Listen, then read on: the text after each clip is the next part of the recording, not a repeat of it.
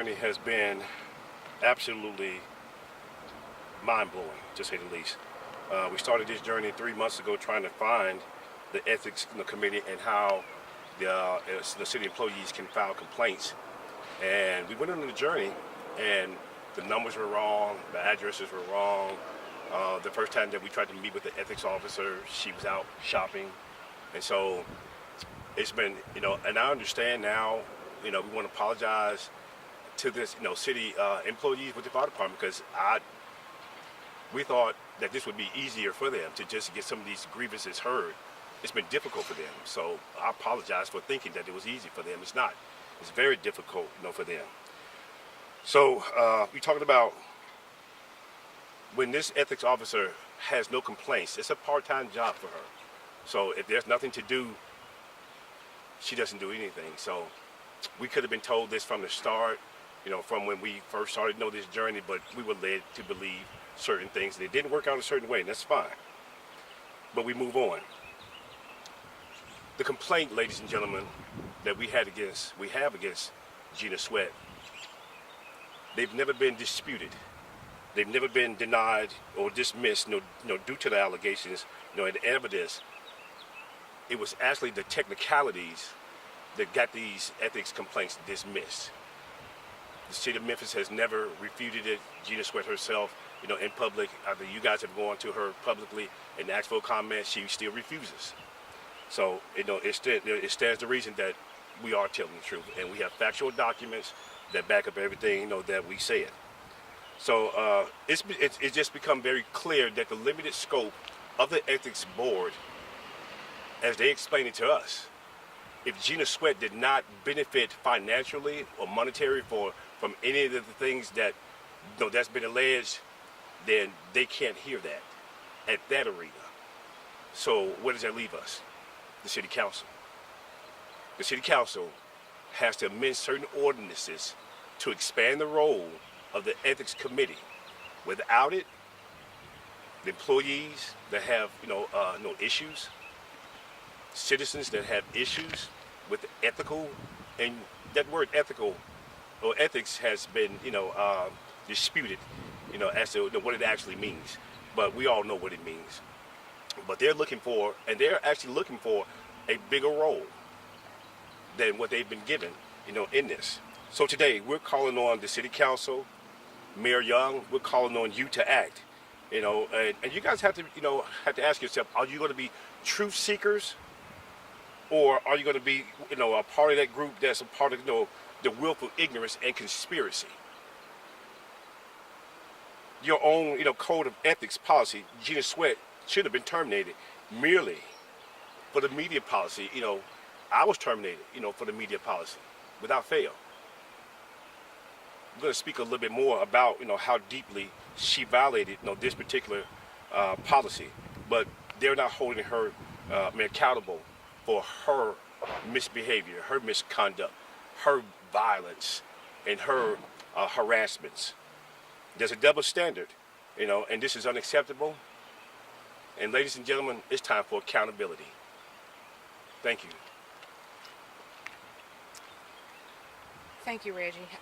The next voice you will hear is Kenyatta Harden, and he will share the public safety concerns and how serious this situation is for the city of Memphis. Thank you, Sharon. Can you say and spell your name for us? Yes. It's Kenyatta Harden. It's Kenyatta, Harden, Hardin.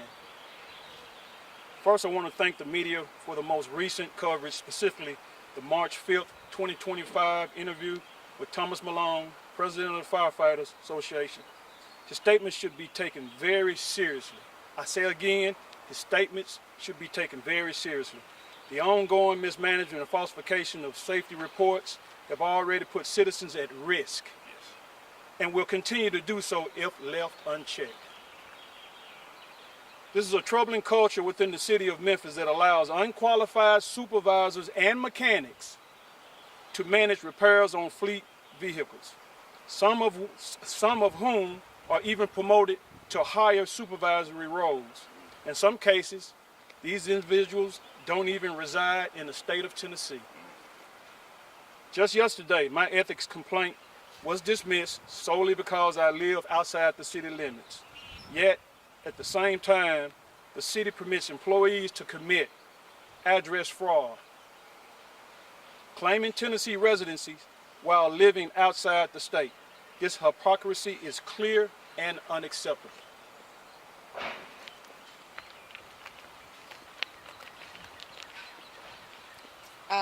As we stated in the press release, we will provide additional proof documents that demonstrate the immediate need for her removal.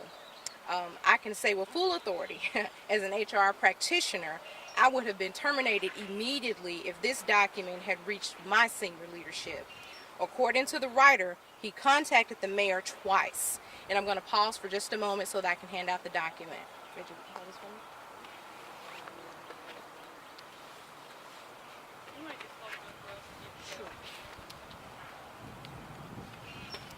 And I will give you copies of this. This document's 2 pages, and there are some extra English words in here that I'm not going to say on air, but I want you all to take this document and read through it, and it will confirm. Again, had I said any of these things and done any of these actions, I would have been immediately terminated. Why was Chief Sweat not terminated? That's a question we need to get answered. Why was she not terminated?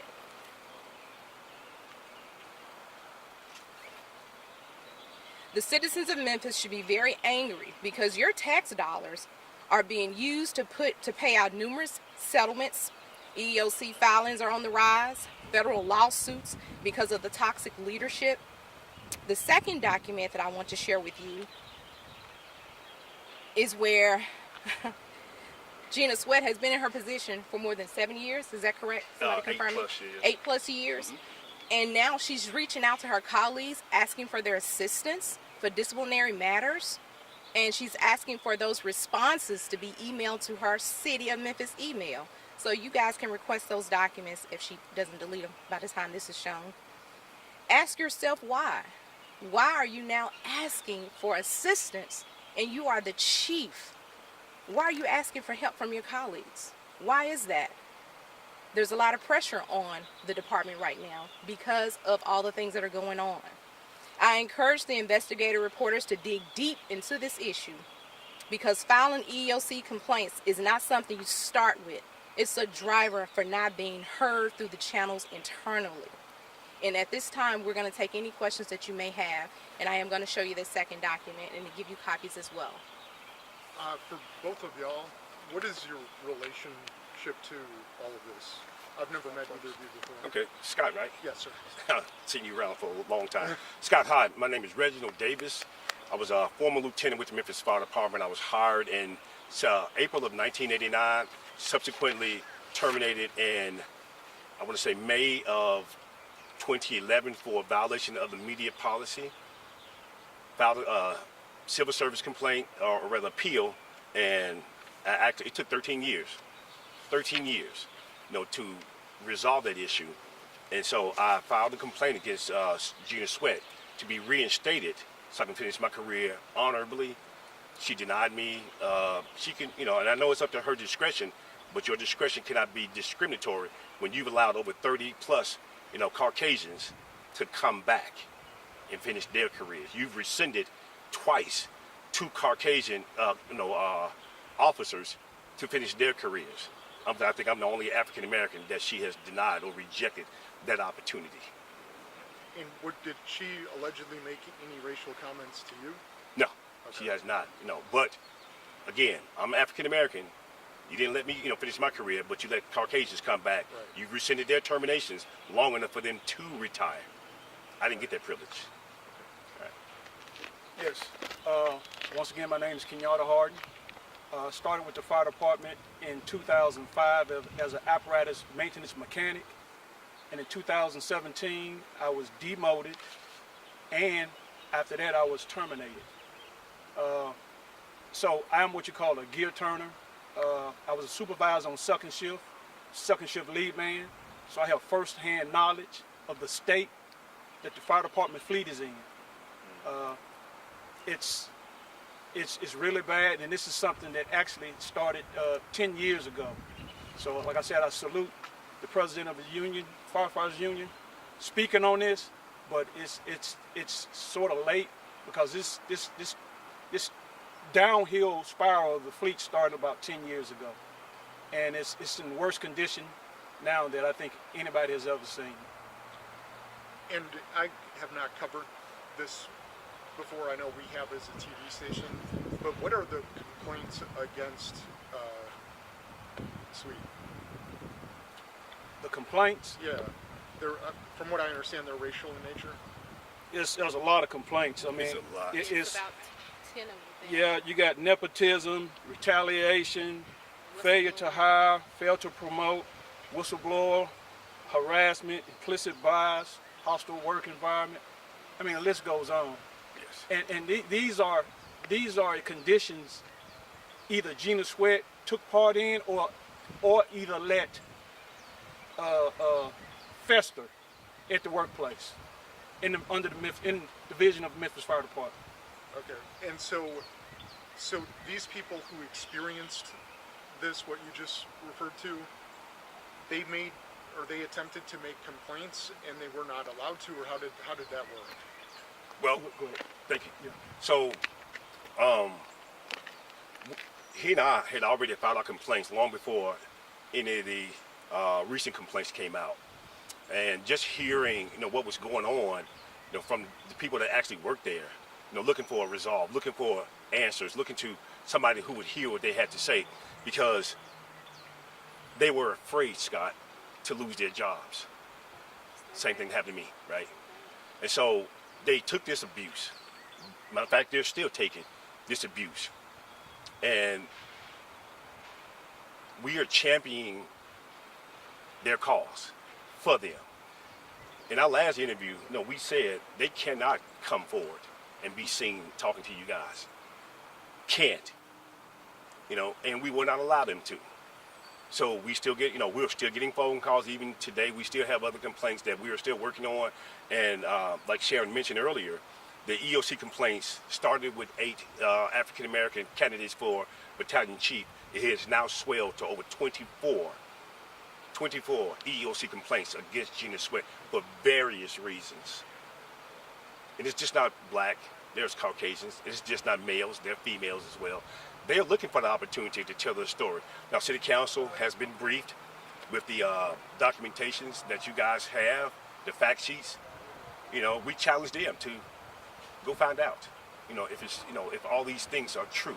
So you have to look at it this way from this standpoint as well. Think about Dr. Fagan and what she's had to endure. Look at the matter, what that lady had to endure. Look at Edmund Ford, who actually worked for the city, Edmund Ford Jr., who actually worked for the city, but because of his indictment, the city of Memphis relieved him of duty with pay. He only has, like a handful of allegations or so on and so forth. Gina Sweat has almost over 40 complaints and allegations against her that are proven with documentation.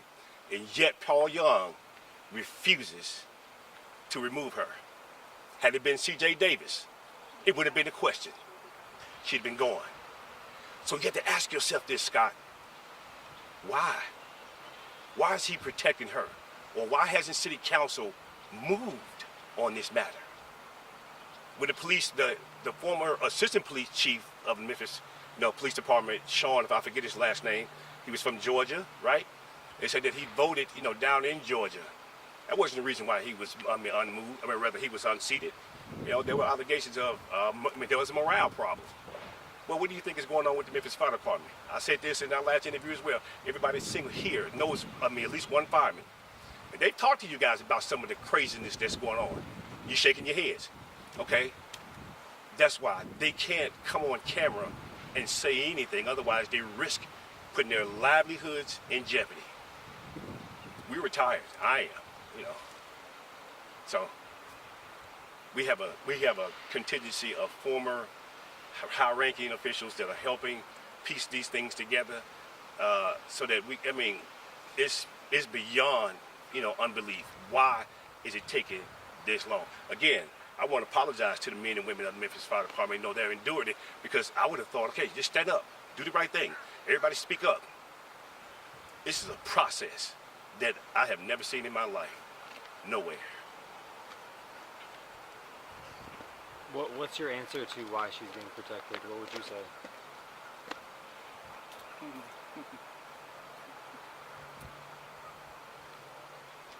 What would be my answer? Let me answer that. Yeah, I'm gonna let her answer that. The reason that I would suspect, because again, I am an HR professional and I've seen this rodeo before, and what usually happens is there's somebody at the top that knows something about the lower level. And so you want to keep everything kind of steady. I need you to stay in place until all this is over with. So I think there's a protection mechanism going on in this case from an HR perspective, because if you go through the documentation, there were several HR individuals involved who had the information at the time, and they could have just made decisions to remove people then. Correct. And they did not. Correct. So that's what I think is happening here. And there's not going to be a good outcome. Normally it. You good? I think I have a question. So, what is the solution? Like, if she is what kind of candidate do y'all think she You can answer that. Yes. Yeah. That's your question. So, Understand the question? yeah. Can you repeat the question again? So, if she is removed, what kind of candidate do you think should fill that spot? What are the qualities that they need to have? Oh, they need to be tough. They need to be fair, impartial. That person needs to see the top, the bottom from the top, and what needs to be fixed, from there. When you have people that you place in, in certain positions, and it's almost like, they're overseers. If you get out of line, I'm gonna tell, so and so and so and so. They bypass certain rank structures and go straight to her. So people fear these people from a lower level because they're telling it on them and stuff. And those people need to be removed. They need to be put in check. So just clear out the whole command staff. You have a few people that are still there, and I can't call their names, and because they're beloved, by a lot of people who would love to see their ascension into the command staff. It's fair, it's equitable, they're approachable. They don't call themselves the head B in charge, and they don't make they don't separate groups. We all bleed red, and that's how that need to be treated. But when you have leadership that caters to a certain gender in a certain race, then everybody else feels left out. When you have people who, well, let me say this. When you use taxpayers' dollars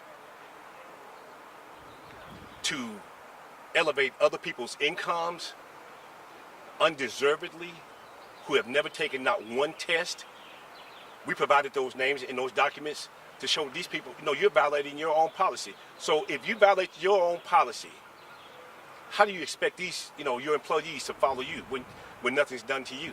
But you'll do something to them. So we're talking about fairness, from top to bottom. That's what we're looking for. That's what everybody should be looking for. African Americans, Caucasians, Hispanic. If my paramedics, if my employees are going to certain homes and they're being mistreated or talked to a certain way, there needs to be a mechanism to stop craziness like that. But when the department is running amok with certain people, what do? What can you say? Because leadership isn't, isn't invested on the ground, right? Does that answer your question?